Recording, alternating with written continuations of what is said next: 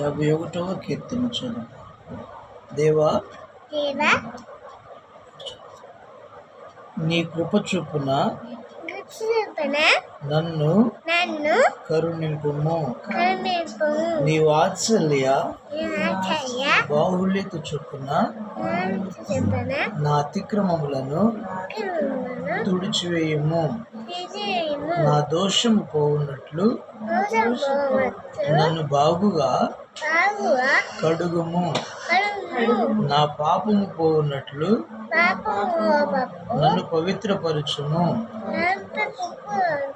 నా అతిక్రమములు నాకు తెలిసే ఉన్నవి. నా పాపం ఎల్లప్పుడు నా ఎదుటనున్నది. నీకు కేవలం నీకే విరోధముగా నేను పాపం చేసి ఉన్నాను. నీ దృష్టి ఎదుట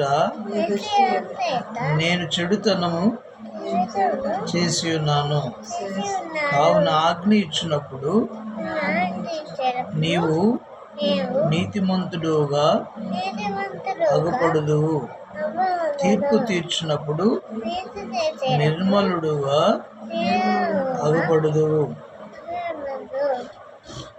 10వ దేవా, నాయందు శుద్ధ హృదయము కలుగు చేయుము. నా అంతరంగములో స్థిరమైన మనసును నూతనముగా పుట్టించుము. నీ సన్నిధిలో నుండి నన్ను త్రోసివేయకుము. నీ పరిశుద్ధాత్మను నా యొద్ద నుండి తీసివేయకుము. ఆమేన్. ఆమేన్.